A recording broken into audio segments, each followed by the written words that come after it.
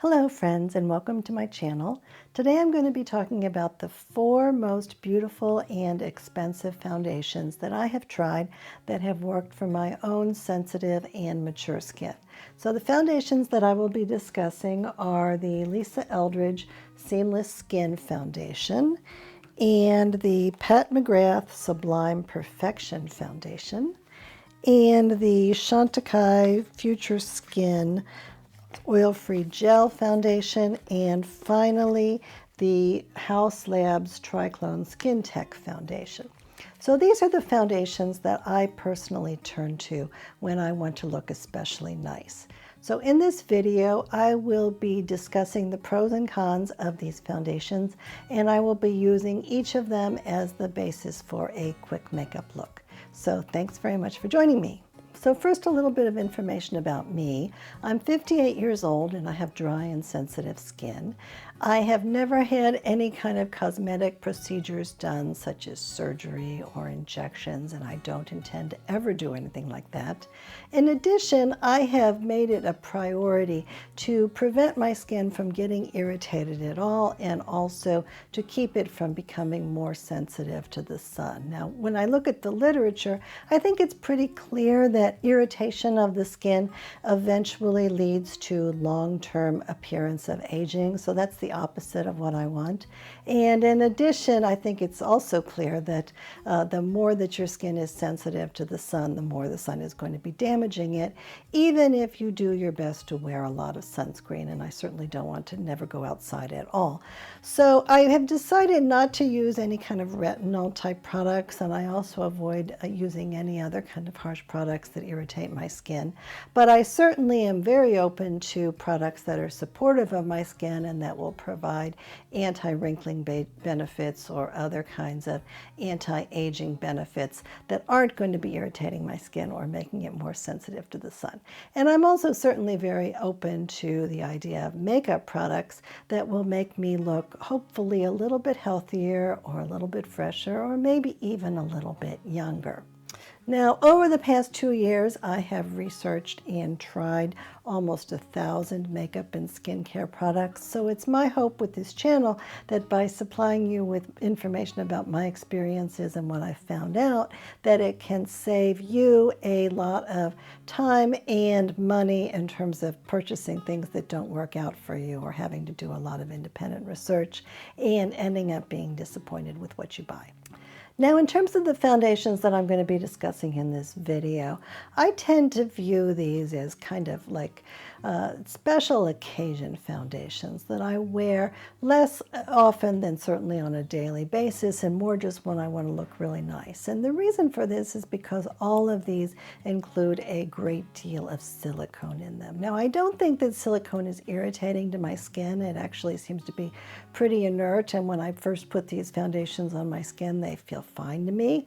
But I do think that if I wear silicone very often, like certainly on an everyday basis, that the skin quality that I have really starts to decline over time.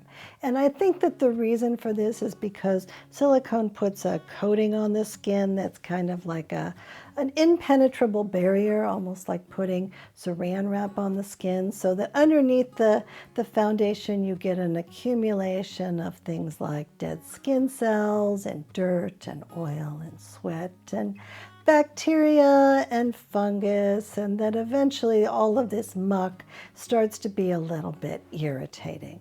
And that certainly it's very important to take off all of the foundation at the end of the day, but even if I do this, I feel like eventually if I start to use a silicone-based foundation on a regular basis, that my skin quality is not as good as it was. And what I definitely want to avoid is having a situation where my skin is looking worse because I'm putting the silicone foundation on it, and so therefore I feel the need to put more silicone foundation on it. But I do think that when I do wear these foundations, that I can look especially pretty, and so I do find them to be really useful on occasion.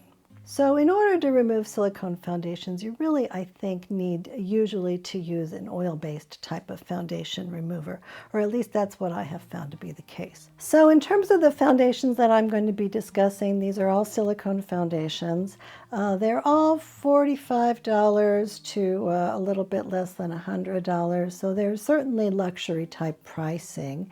All of these offer fairly lightweight, light to medium type coverage, so you will get some coverage from them, but it's probably not going to be real full coverage for the most part. None of them have any fragrance or any SPF in them. Now, all of these foundations are very sheer, and they're all made either in Asia or in Europe. So in this case, they're made either in Italy, Korea, or Japan. I feel like all of these foundations go on really sheerly, and that they provide a really pretty finish on my skin. And so therefore, even if I don't feel like I have anything especially wrong with my skin, that they can be worth using. I do feel like they will cover some imperfections on my skin, but they're doing it more by kind of blurring rather than covering them over with a thick layer of product. And I think that if I need more coverage, that they tend to work well with a good concealer. So for instance, I put on a little bit of the new Tom Ford stick concealer that I just did a full video on. So I will be using that under the first foundation that I put on today, just so that you can see what it looks like. And I don't feel that any of these foundations make my wrinkles look worse. Now you can take a look at it, but I think that's one real benefit of the silicone in a lot of these silicone-based foundations, is that while foundations that don't include silicone, in a lot of cases liquid foundation will settle into my wrinkles, that these tend to almost make my wrinkles look a little bit better, or certainly don't exacerbate them. So if we're talking about competitors that do have problematic ingredients in them, I would say that the most famous type of product that I consider to be in this beautiful, expensive, elegant category would be the Armani Luminous Silk Foundation. Now this one certainly is pretty, and I have tried that, but it certainly irritated my skin quite a lot when I wore it. It does have quite a number of problematic ingredients in it. So it includes several ingredients that are now not allowed in the EU at all. So I find this very interesting that people think it's from Italy, but that they are continuing to use parabens, which are not allowed in the EU. And they continue to use liliol, which is a certain kind of fragrance, which is also not allowed in the EU anymore. And then in addition, they include just the word fragrance, so apparently that's synthetic fragrance. Now, Armani, that foundation is made in France, but the owner of Armani is L'Oreal. And what I have found over time is that I have yet to find any products of any kind that have been made by L'Oreal that have been okay for my skin. They seem to always include ingredients that are super problematic and that make my skin react. And that therefore I think that it's probably a better idea for me not to keep experimenting so much with these lines. But you can let me know what you think of the products from these various brands, because I seem not to be doing very well with any of them. Now there are a couple of other foundations that are in this super beautiful, super expensive category that I have tried or that I would be interested in trying, and that don't have either chemical sunscreens or ingredients that have been banned by the EU or fragrance in them. So the first one is a new foundation from last year, which is called the Charlotte Tilbury Beautiful Skin Foundation. Now that one does not have any fragrance in it, synthetic fragrance, but it does have essential oil. So maybe that's why my skin did not tolerate that at all. In addition, I found that that particular foundation made my skin, my wrinkles actually look worse, so that was kind of a disappointment. But it's possible that it might work for other people, so I wouldn't advise you not to give it a try. It's just that it didn't seem to work for me very well at all. And in general, I think that some of the Charlotte Tilbury products work okay for me. Some of them don't work for me at all, but so far I haven't found any that I've been super enthusiastic about. Another one that I'm slightly interested in trying is the Tom Ford Traceless Soft Matte Foundation. Tom Ford is an Estee Lauder brand, and this is $90, so it's quite expensive. It doesn't have any synthetic fragrance in it. It doesn't have any sunscreen in it, but it does have some ingredients that I do think look fairly suspicious in it. And $90 is an awfully lot of money. So even though Estee Lauder is pretty good about taking things back, I haven't gone ahead and bought this. But I do really like this Tom Ford concealer that I bought, and that doesn't seem to be at least too irritating to my face. I don't seem to be irritated by it right now, for instance. So I think that I would be interested in trying this foundation, and maybe sometime if I can get a sample of it, I will give that one a try. Another one that I actually am interested in trying, and that I just kind of found out about right before I started this video, is that the Kogan Do Aqua Foundation from Japan seems to have a fairly good ingredient list as far as I can tell. Now that is $96, so that's quite expensive. And so I haven't ordered that one yet, but I think that I probably will. Beautylish sells that, and a couple times a year Beautylish has a sale where you can buy something and then get for more than $100 and then get $20 on your next purchase off. So maybe that would be a good way to get that product without spending $100 on it. So let's talk first about the Lisa Eldridge Seamless Skin Foundation. And this foundation, I think, came out about 2 years ago, and I just tried it a few months ago. It is a foundation that Lisa Eldridge developed herself in-house. Now, apparently most of the time when companies release foundations, they go to cosmetic formulators and then they buy the formulations from those people rather than having any sort of development in the process. But Lisa Eldridge seems to be really interested in makeup formulation and has nurtured and hired people that help her with that. So this apparently is really unusual. This foundation does not have any cyclic silicones in it. It does have a PEG dimethicone in it, so I think that that would keep it from being sold at Credo, but I have not found this product to be problematic for me at all. I would say that of all the foundations that I have tried that have been in this category of high silicone foundations, I don't feel like it's been irritating to my skin at all. I think that it's actually felt relatively good for my skin. So if we look at the texture of this, this one does have a slightly thicker texture than some of the others. So some of the others, like the Pat McGrath one, is almost like watery, whereas this one does have a little bit thicker of a texture, but you can brush it on so that it's much more smooth. And eventually, if you brush it into the skin enough and thin it down, it really looks almost like I'm wearing nothing when I put it on. So this product is made in Italy, and there are 43 shades. If you want, you can get a sample set of several different colors from Lisa Eldridge. If you're buying something else, then as long as it's in stock, you can get it for the one sample set for free or pay a small fee for additional ones. When I wanted to buy this foundation, there were no sample sets in stock, but I talked to one of the representatives, and she actually made me a nice little sample set with the ones that I thought would be the most appropriate for me, and I thought that was really helpful. Now, I had purchased a lot of other things from Lisa Eldridge, so I don't know if they would do it for everyone, but even if they don't have the sample sets in stock, at some point it still may be worthwhile pursuing whether or not you can get little samples to try. For me, I felt like the best shades were either number 7, which is described as light with neutral undertones, and number 8, which is light with peach undertones. I ended up going with number 7, and I think this one is pretty good on my skin. I've been very happy with this match and feel that it's been as good as any other foundation that I have really tried pretty much in my life. So she apparently put a lot of effort into creating a variety of skin tones that would match really anyone, including people with extremely light skin, extremely dark skin, and a variety of undertones. And at least in terms of how it's worked out for me, I've been very happy with it. Now this is an interesting bottle because there is no way to stand it up on like this on the counter. It doesn't have any kind of flat bottom at all.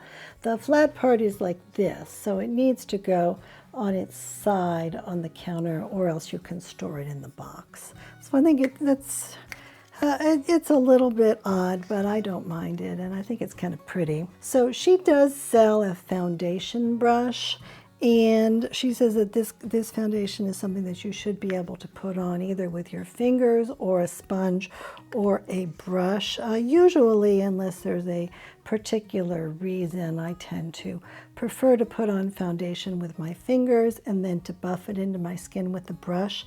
And I don't have her brush, but I liked her eyeshadow brush so much that I would really consider buying the brush for the makeup just to try it out. But in any case, I suspect all of her brushes are really, really nice. So I would like to try at least one more of those, because I of all the brushes that I've tried, and I've tried quite a lot, I'm really, really impressed with the eyeshadow brush. So I will try dotting some of this on, and then I will buff it in with one of the brushes that I have, which is the Jones Road Everything brush. So we'll just kind of dot a little bit of this on my forehead, and so far that's just been one pump.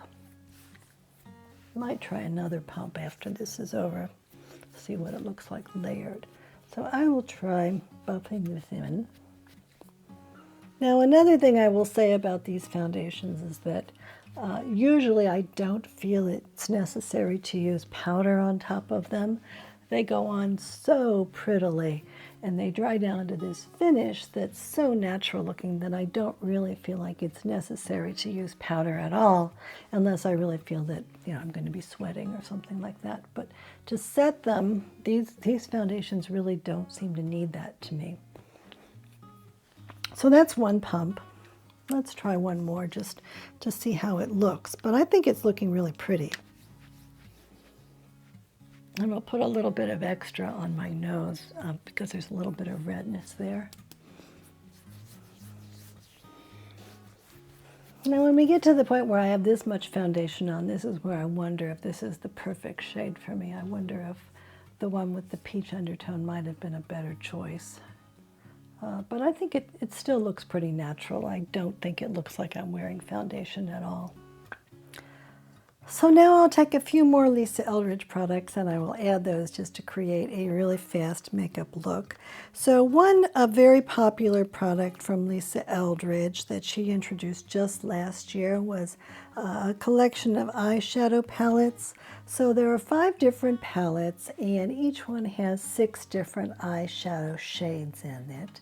And you can also buy each of these 30 different shades individually, and then you can pop them out of the palette and mix and match them. So you can, if you run out of a shadow, then you can buy a replacement, but you can also mix and match and create your own individual palette.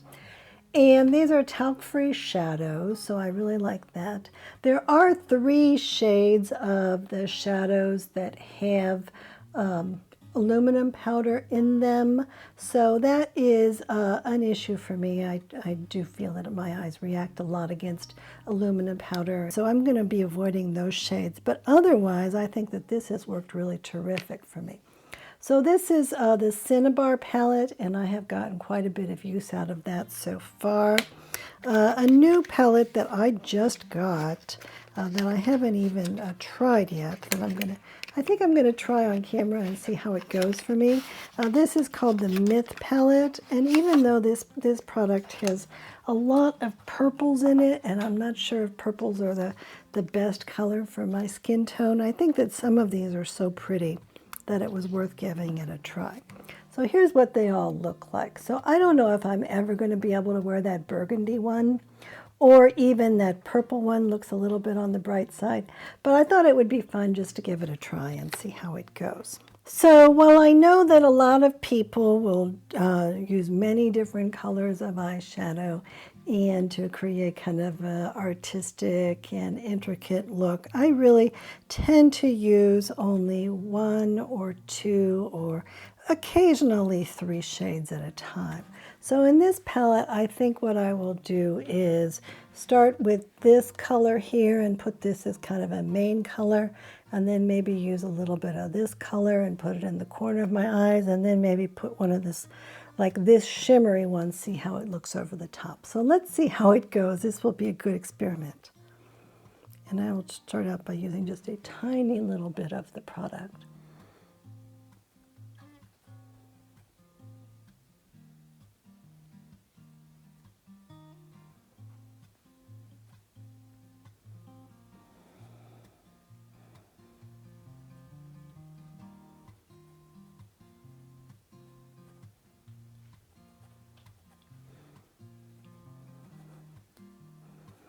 And then put just a little bit of this sort of all over the whole look.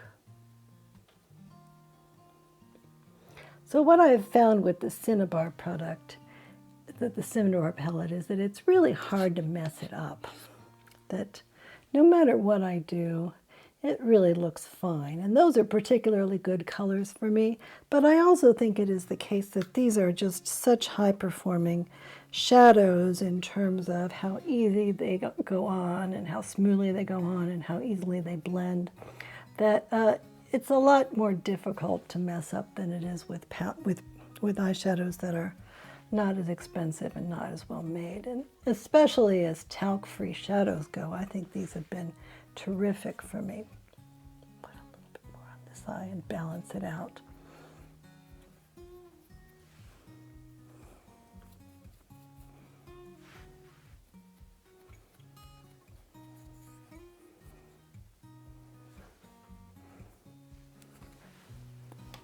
And I kind of made a big mess, so we'll just see if I can fix it.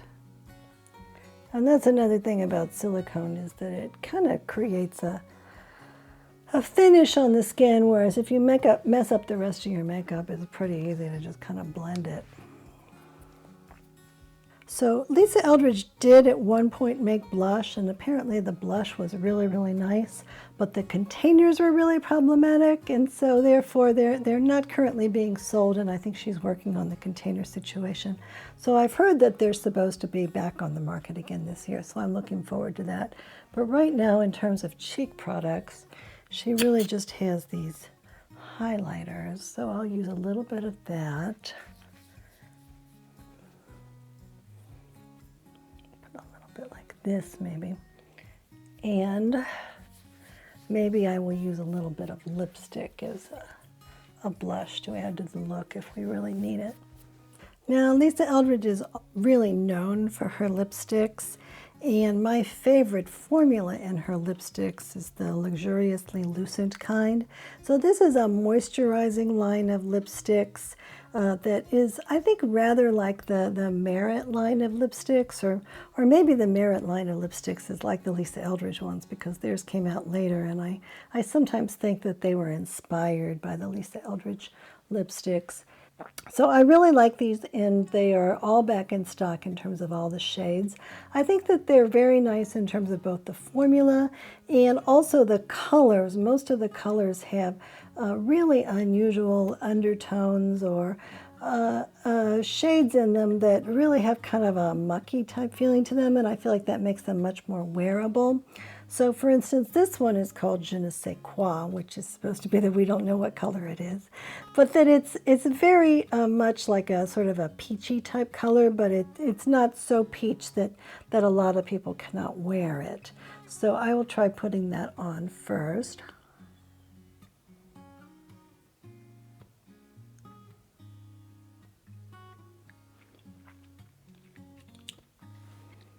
So I tend to do really well with peach in general, I think. But in this case, I think that this peach is a particularly strong favorite of mine. And since I don't have blush from Lisa Eldridge, I'll just try putting on a little bit of this as a blush, just to balance things out.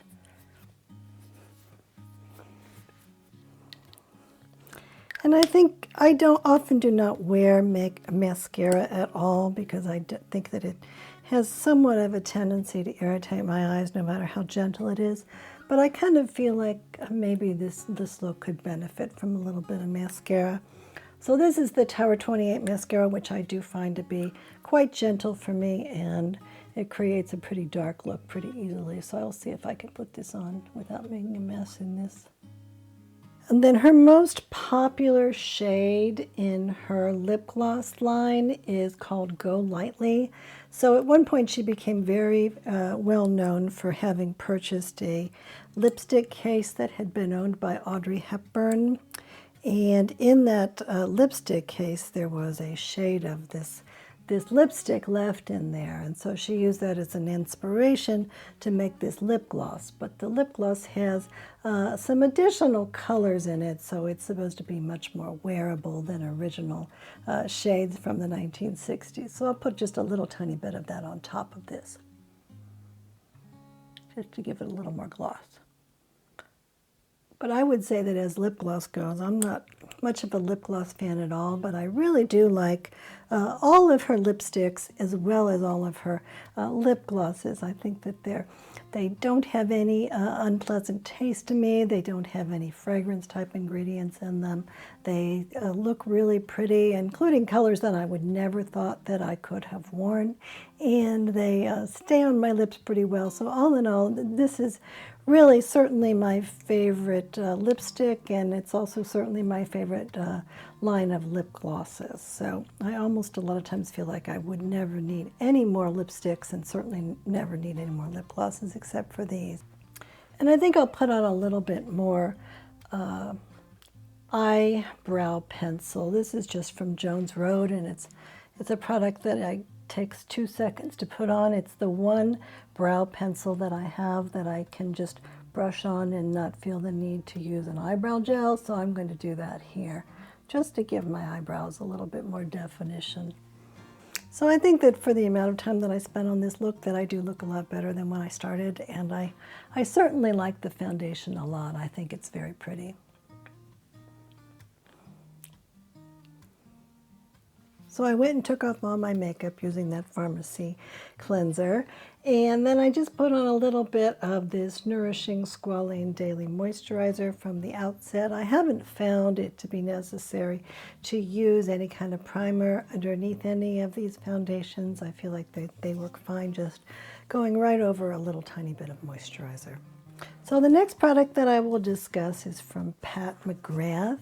Now, Pat McGrath is a makeup artist from England who has done a lot of entertainment industry projects. And for a long time, I wasn't interested in Pat McGrath at all because I was under the impression that all of the products had problematic ingredients in them.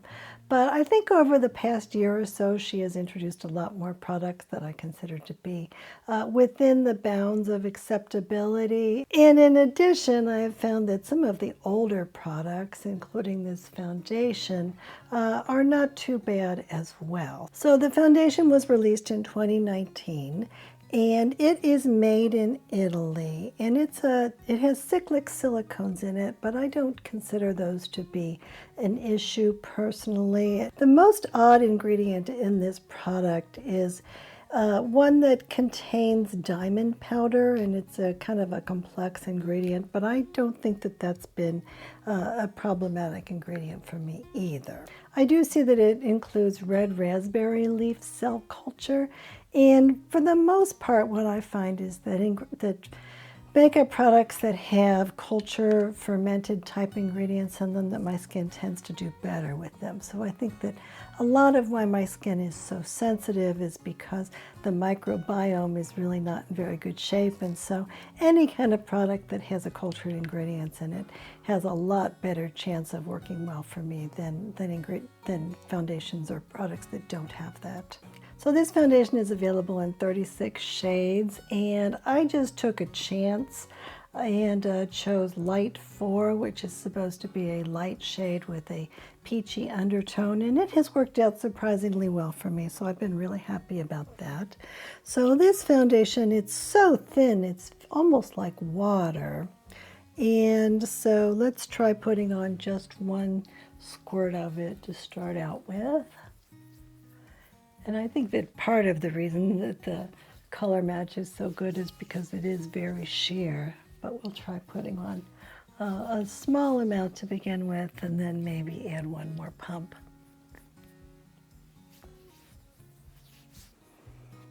So here's my brush, and I will try buffing this in a little bit, just to make sure it's sort of on more smoothly. But it does dry very, very fast. So one more little pump.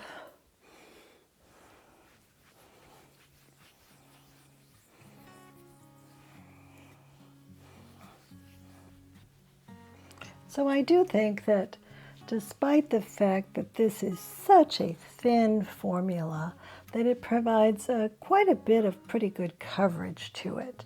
And I think that the reason for this is because it's not really trying to cover things up with pigment, but rather it's doing a kind of a blurring job with the formula itself, and that's what the silicones are doing, is providing a lot of nice blurring to the face. So even though I didn't put any concealer on at all, I feel like my under eyes look a lot better than usual, and the redness and the unevenness of my skin looks a lot better than before. But I'm going to see if I can get away with not putting any concealer down, but I will use this pencil again from Jones Road to darken my eyebrows a little bit. Do it really fast. So every other eyebrow pencil in the world, I need to put on an eyebrow gel after that. But for this one, I feel like it gives quite a natural look without my putting on any eyebrow gel at all. And then if I didn't have any eyebrows at all, like if I had had chemotherapy or something like that, I think this would really be by far my best choice, because it really draws on a pretty plausible eyebrow just right on the skin. So what Pat McGrath is probably most known for are these Mothership eyeshadow palettes. So they're quite expensive. They're like $125, $28, something like that. And they have a lot of shades in them that allow you to create quite dramatic looks. But for a long time when I looked at these products, what I found is that they all contained things like aluminum powder in them. So that made me not very interested in using them. So the most recent one that she came out with, though, which is called Mothership 10 and Moonlit Seduction, this one does not include any aluminum powder or anything like Teflon in it at all. So it does still have some talc in it. And although a lot of people think talc is totally a no-go, I'm a little bit less concerned about that myself. In terms of talc, the main issue with talc is that it could be contaminated with asbestos, and there's a lot of controversy about how common that is in expensive cosmetic products.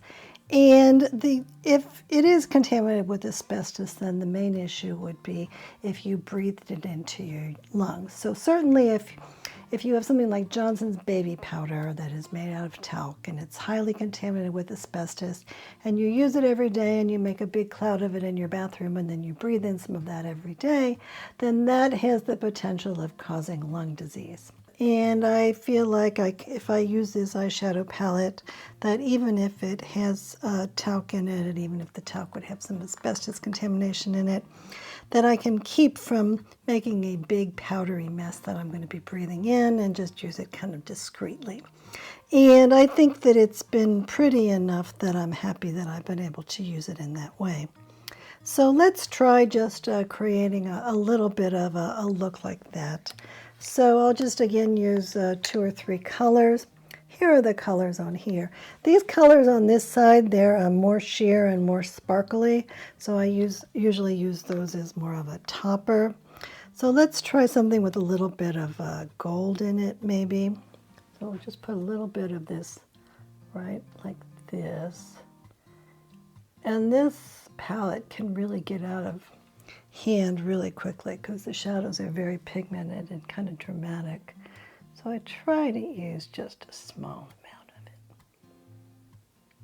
and use it more for occasions when I either am going to be going out in the evening or when I am having fun during the day and wouldn't mind looking a little bit more sparkly. I'll just use a tiny little bit like this.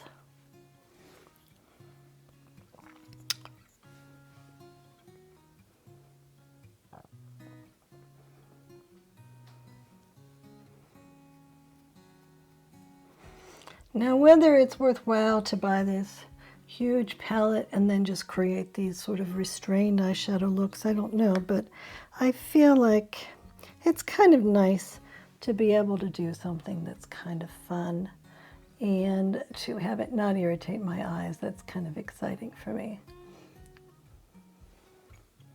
So this is this gold color here, and it is this one, and it is quite sparkly, which I think is okay. These people that say that when women get older that they shouldn't wear sparkly eyeshadow, I'm not sure why that is. I feel like for me that wearing things with a little bit of shimmer in it actually is more attractive. Now, Pat McGrath just released a line of powder bronzers, and I think that those are probably very nice, but they are based on talc. And so that makes me slightly concerned because I feel like bronzer is something that I use a little bit more liberally, but I still would be willing to try them. I haven't purchased one yet. But what I do have is one of these blushes. Now, the blushes are also based on talc, and this is the shade Nude Venus. So look how pretty this is. It has the roses carved into this, and look how pretty that shade is. And then there are other shades of blush that I think also would be very pretty, but let's just put a little bit of this on. I think that as powder blush goes, or maybe as any blush goes, this is kind of gorgeous. So there's another shade that's called Flirtatious, which is kind of like a beigey pink color that's very muted that I think would also be really nice. So I'm really interested in getting another one of these. And I don't think that I stirred up enough of this blush to risk my lung health, even if it were contaminated with asbestos. So I'm just not going to worry about it too much. But this, I think, is a very pretty color. And then Pat McGrath makes a few different kinds of lipstick. So the ones that she has been known for a while are called the matte trance lipsticks. And they come in a fairly nice lipstick case with these lips on the outside of them. And I think this has been a really pretty product for me. But the more recent ones that she came out with are the satin lipsticks. And they're in a smaller container. And instead of the lips, they have this little bow on them.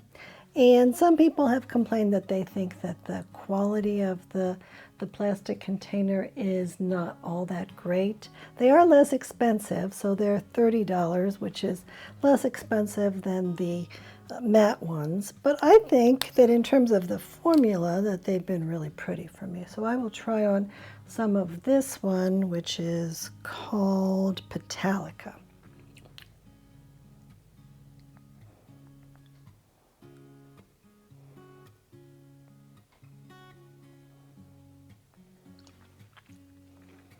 Now, I have really liked all of the Pat McGrath lipsticks that I have tried. I will say that the Permagel eyeliners and lip liners, those have Teflon in them. So I've not been willing to try those at all. I actually have one, but I'm really reluctant to give it a try because I think that my skin does react a lot to Teflon. It actually, one thing it does react to is these contacts that I'm wearing, which apparently have Teflon in them also.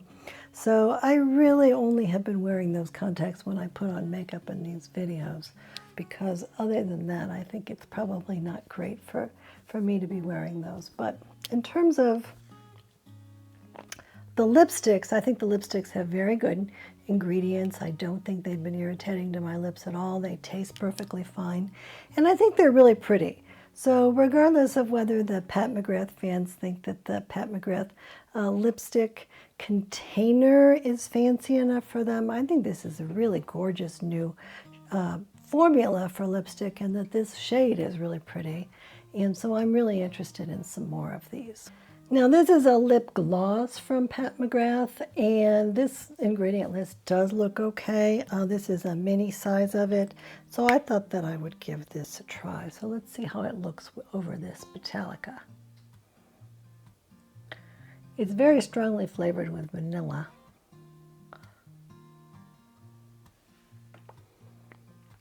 And it kind of has that sticky, thick type of MAC lip gloss type of feeling to it, and it kind of tastes like a MAC lip gloss.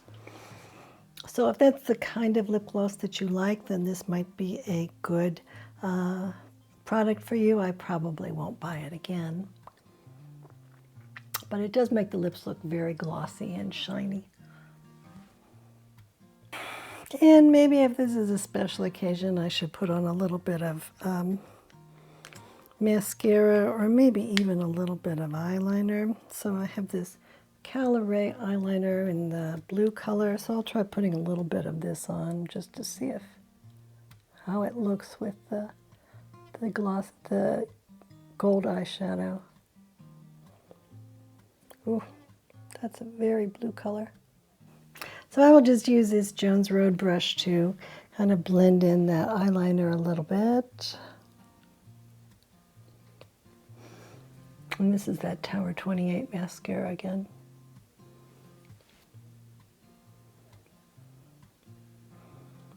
And I think that the most noteworthy thing about this is that my skin actually looks less wrinkled than usual. So if you look at like the area around my eyes or above my eyebrows, I feel like the lines that I usually have been quite blurred. But I do feel like maybe I could use just a tiny little bit of bronzer, so I'm going to try using this Haus Labs bronzer, skipping ahead a little bit, and putting on just a little bit of that, just to kind of blur everything together and soften it up. And then just kind of like smush it around a little. So that's more makeup than I usually wear, but that's Pat McGrath, right?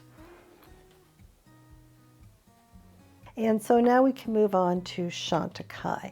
And Chantecaille is a company that was founded and has been run by a French family, but it is a product company that's mostly sold in the US. So I don't even know that many French people actually buy any of these products. But it was founded by a woman named Sylvie Chantecaille, who it became well known in the cosmetic industry by helping her friend Diane von Furstenberg to launch a perfume. And then she also helped Estee Lauder when they were developing a line called Prescriptives. So these were two pretty big success stories. And then based on that, she decided to start her own cosmetics company of really luxury type products. And it was always a family business. I think it was started in about 1998, and a number of her family members were responsible for running different parts of the business. In 2021, this was sold to a company called Beiersdorf. This is a German company, And this is a company that is primarily known for products such as Nivea and Eucerin. They've also purchased La Prairie, which is expensive high-end makeup and skincare company, and Coppertone. So I was kind of hoping that eventually Chantecaille would start to create a somewhat cleaner products in terms of their ingredient lists, but I'm not sure that's going to be the case because none of those other products seem very clean to me at all. There are a few products from Chantecaille that I have felt were okay, but I would say that most of the products that I either have looked at the ingredient lists or that I have tried have been really problematic. For instance, most of their lipsticks do have fragrance in them. I purchased an eyeliner from them that turned out to have Teflon in it, and that was tremendously irritating to me. They also do have an interest in environmental issues, so if you pay these really high prices for their products, then they will donate a very small amount of that money to protecting things like elephants. I do think that there are a couple of foundations that are offered by Chantecaille that do have some potential. So the one that's really well known is the Future Skin Gel Foundation, which comes in this plastic jar. And this does not have any fragrance in it. It doesn't have any sunscreen in it. It's quite expensive, and it has a high amount of silicones in it. But in terms of the ingredient list, it's not too bad. And I have not had any problems with it in terms of being able to tolerate it. It was released in 2016, I think, so compared to some of these other newer foundations, it's a little bit older. It's a little bit thicker, so it's a little bit more likely to give you full coverage if that's what you want. But in addition, they say that you can thin it down using a little drop of oil on it, so it's fairly flexible. I happen to unfortunately have a shade that's not really right for me. This is Chamomile, and it is a little too yellow and a little bit too dark. So I think what I'll do is just to dot a little bit of this on my face straight on one side, and then on the other side I will mix it with a drop of oil and then apply that and see how it looks different. So this is quite yellow, but when it gets blended in, it doesn't look quite as bad. So for this, I'm using a little bit of this product from the Outset, which is one of my favorite brands, and this is called the Ultralight Moisture Boosting Oil. So I will just try one drop of it and thin it down, and then we'll see how it looks on my skin. And this Chantecaille foundation does not have any oil in it at all, so adding a little bit of oil to it is not a bad thing for my own skin, because I feel like my skin does like to have a little bit of oil. And then Chantecaille suggests that you could also mix it with a drop of liquid highlighter. So the other foundation that they make that is usually recommended to me when I do one of their online quizzes about which foundation I should get, this is a cushion foundation. And this is also from Japan, and it's even more expensive. So I have not yet purchased that one, but I am a little bit interested in it, so maybe at some point I will still give it a try. This one seems to be much more popular, but the cushion foundation might be more appropriate for people who have more mature and dry skin. And the ingredient lists are pretty much the same, and I think it must be the same makeup formulator. So I'll try another layer on either side, and then I'll brush it in. So this is quite thick, much more thick than the other products have been. It's more almost like a moisturizing cream. So if you had the right color, it probably would really disappear into the skin.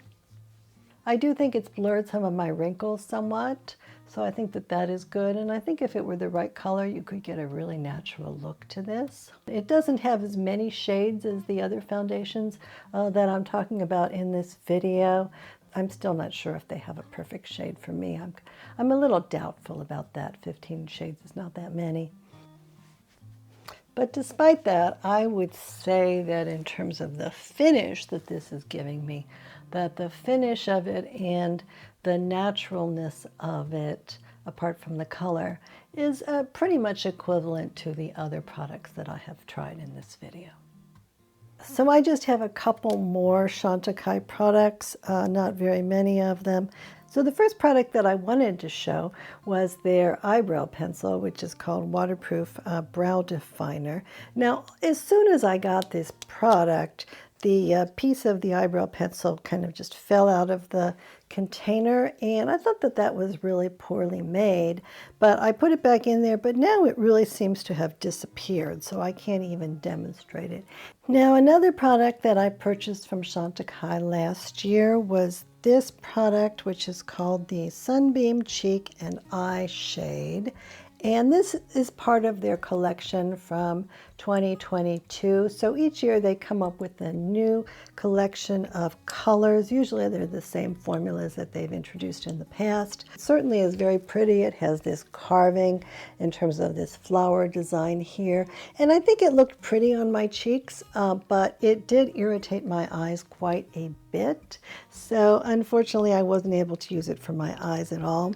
Now fortunately, what I found is that I just randomly had purchased another highlighter that turned out to be exactly the same color and that turned out to work in terms of at least how it looks on my face and how well it's performed for me, exactly the same as the Chantecaille product, except for much, much, much less money, and also that it doesn't irritate either my eyes or my face at all. And this is from a company called Mob Beauty.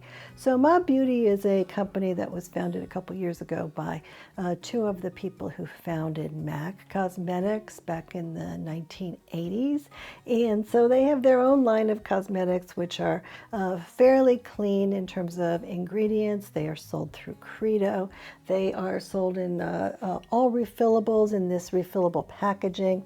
So I put this little palette together. The color that's like the Chantecaille one is this highlighter here, and then I have a bunch of eyeshadows and one other highlighter color in this palette. I think it performs better. It has some hydrating ingredients in it.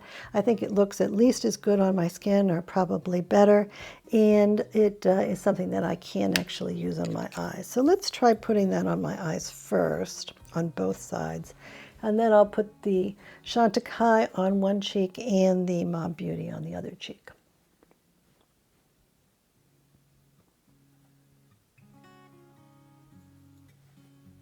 So for a summery, bronzy type look, I think this is quite a pretty shade and as a one and done type of an eyeshadow.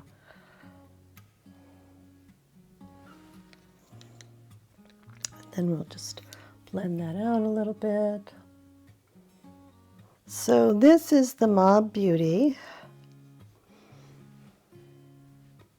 Oh, very bright. And here's the Chantecaille one.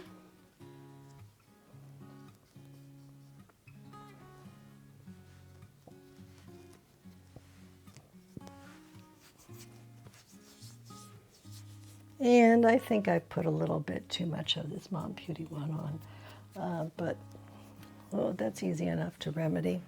And I think that this is really kind of a pretty summery, casual type of a look that I do enjoy. Now, if your goal is to spend a lot of money and get a highlighter that you will really, really love, then my suggestion for that would be to, again, skip the Chantecaille and instead consider this product from Westman Atelier. So this is called the Super Loaded Tinted Highlighter, and this is the shade Peau de Pêche. And I think that this is a very, very similar shade to both that Mob Beauty and the Chantecaille one, except that it's in this sort of creamy powder type of a product that goes on really easily and that I think is super, super pretty, and that blends in very nicely. So I feel really enthusiastic about this product. So since that eyebrow pencil is totally defunct now, I will just use my trusty Jones Road pencil and draw my brows on real fast. There is one line of lipsticks which is called the Lip Veils. And those are products that apparently are similar to the other popular line of lipsticks from them, which is called Lip Chics, but these do not have any fragrance in them. And they also come in this packaging that has a little picture of an elephant on it, because a small percentage of the profits are supposed to be donated to supporting elephants in the wild. So I do think this is kind of a nice lipstick. I think that it probably was particularly nice a number of years ago when it was first released, and that since that time there have been a lot more lipsticks that have been released that have been just as nice for much, much less money. So I have been somewhat disinclined to buy any more of these, but I do think that I've enjoyed the one that I have. I have it in the color Honey Pot. So they also make a lip pencil, which I think is just kind of an ordinary lip pencil. So I'll put a little bit of that on, and then I'll put on this lipstick as well.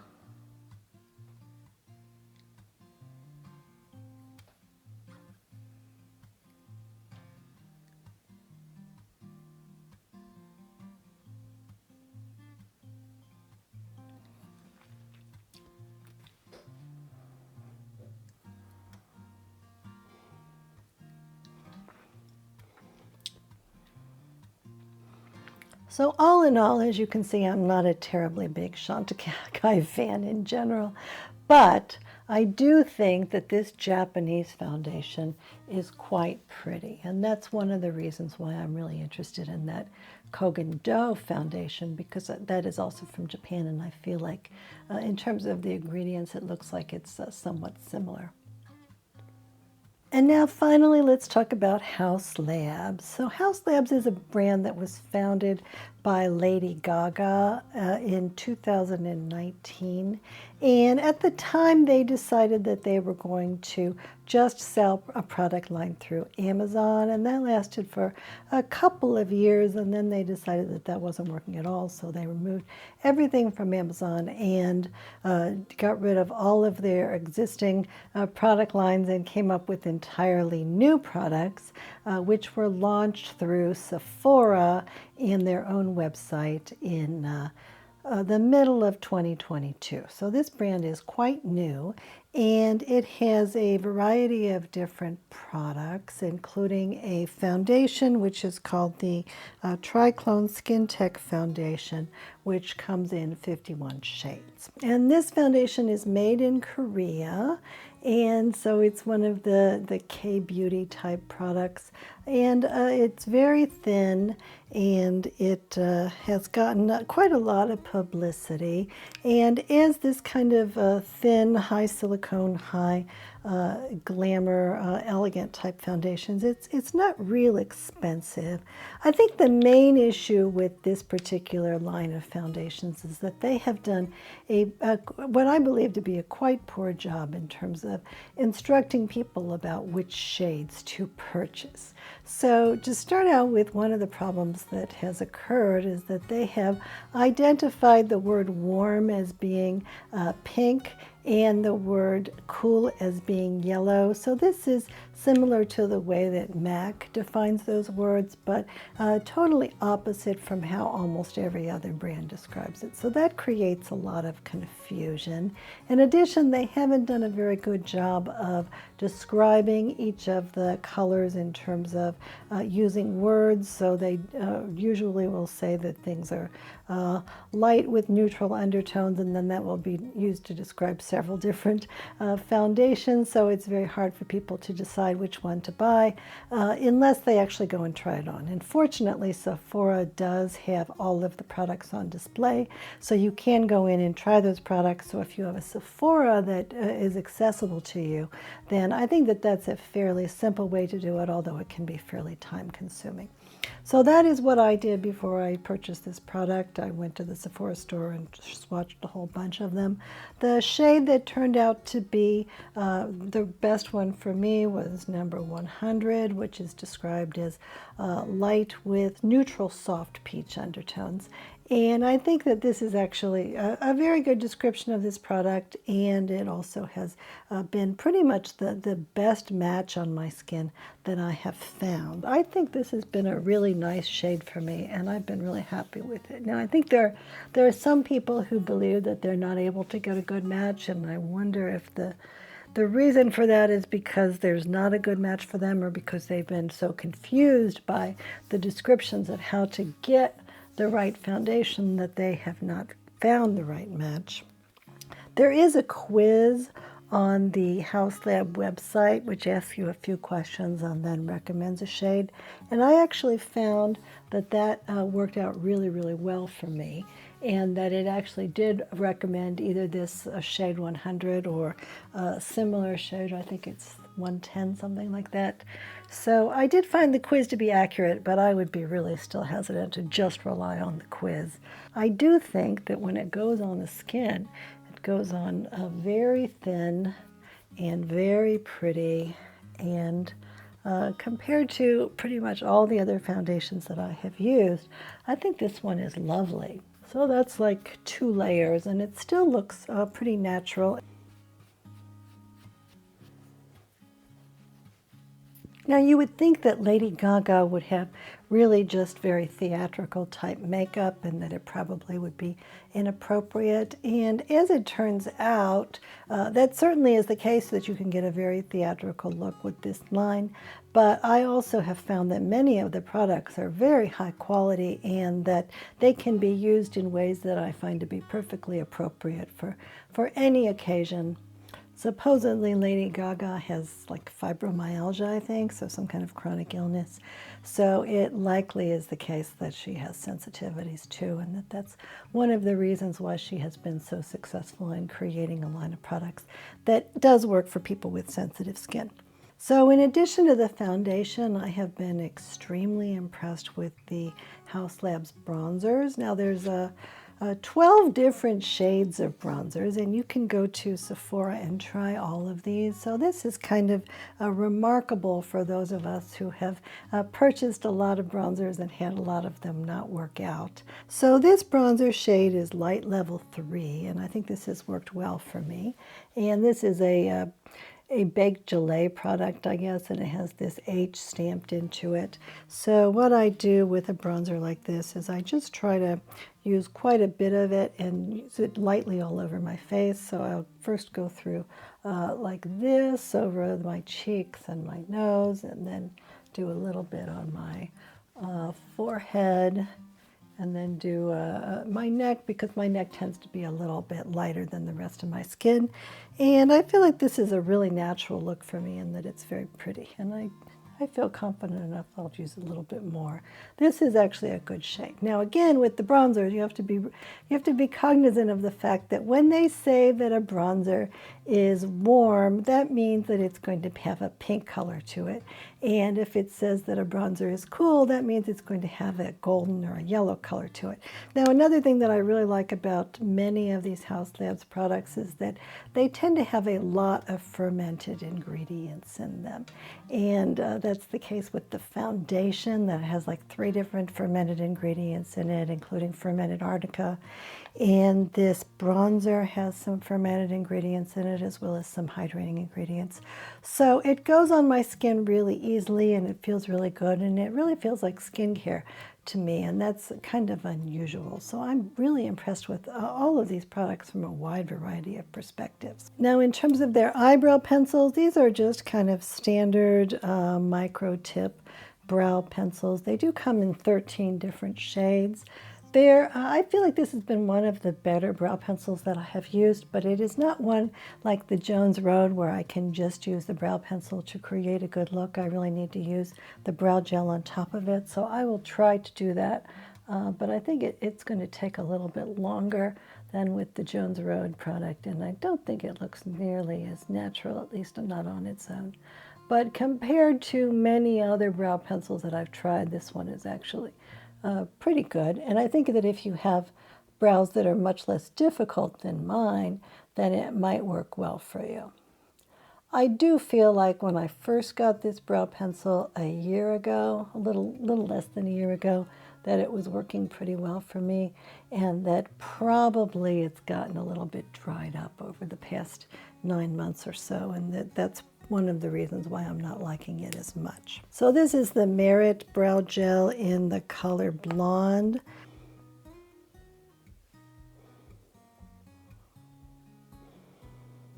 And in terms of the eyebrow gels that I like, I mostly like this one. I like the Jane Iredale one, and I like the Kosas. So Haus Labs also sells a line of eyeliner pencils, and these come in many different colors. I have the one that's called Deep Bronze Shimmer, and I feel like this one has worked really, really well for me. So most eyeliners do cause my eyes to be annoyed, but this one really has not done that. This one does not have any cyclic silicones in it. It does not have any cottonseed oil in it, so it doesn't have the agricultural chemicals like glyphosate that tend to irritate my eyes. I think it's performed really well in terms of going on my eyes pretty easily and smudging but staying in place. So in terms of all of the things that I care about in terms of an eyeliner pencil, this one has worked really well. Now the issue with this is that some of these colors do have aluminum powder in them, which I find to be kind of surprising from a company that's supposed to be clean beauty. But Sephora does not require products that are clean at Sephora to be lacking in aluminum powder. They think that's okay, despite the fact that EWG thinks this is one of the most problematic ingredients that can be in cosmetics. And you know, I think this product actually worked better when I got it in summer of last year as well. It's not going on as evenly as it was. I think it's a little bit dried up. And then it has this little brush on the end. So, and this is a kind of a nice little brush, so if you want to smudge it out a little bit, that makes it very easy. So in general, I guess what I would say is that these are nice pencils, but plan to use them fairly soon because they're not going to probably last forever. So Haus Labs has all those colors of foundation and all those colors of bronzer and all those colors of eyebrow pencil. But when it came to the blush, they seem to have run out of the ability to make a lot of colors because they only have 5 colors of blush. And the colors that they have are all really, really bright. So it's obviously the case that what they're thinking is that if they offer really bright colors, that they will be appropriate for people with dark skin tones, and then people with lighter skin tones can just use them very lightly. I find that to be a little bit on the challenging side to put on blush that's that light, especially since I don't really want that much blush anyway. But I do think this color, which is called Pomelo Peach, is a pretty color anyway.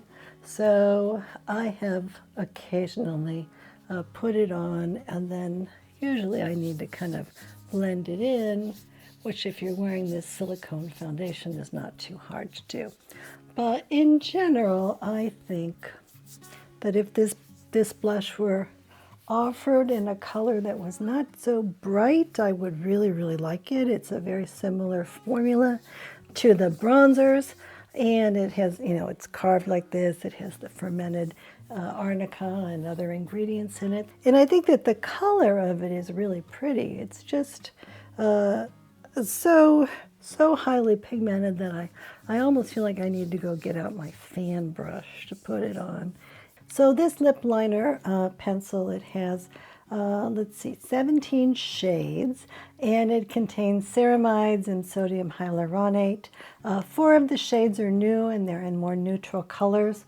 The one that I have is a pink color, and I think it's very pretty. It's called Rose Matte. So let's try this on.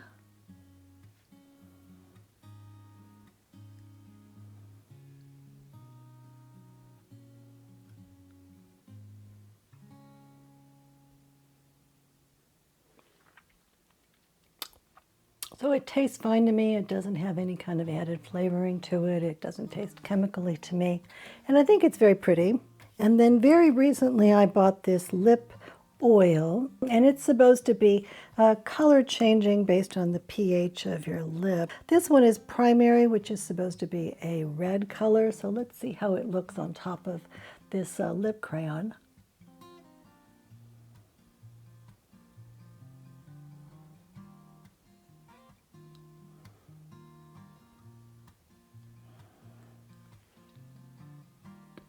But all in all, I think that this is really, has been for me a really outstanding foundation. I really like the way it looks on my skin. I think it's, the color match for me has been really good. And I think that if you can figure out which color would be right for you, most people probably can get a good match. I do really like the bronzers, and I think these lip crayons are pretty good. I would be interested in some more of those. So I'm wondering if you have found any other foundations that you think have been worth trying, that have been especially beautiful and that have worked for your sensitive skin. If so, then please share that information in the comments so that we all can learn from your knowledge and give them a try ourselves. Look at the camera. All right, thanks very much for watching all the way to the end of the video. And I hope that if you haven't subscribed yet, you will go ahead and do that. And Coco and I love you very much. Goodbye.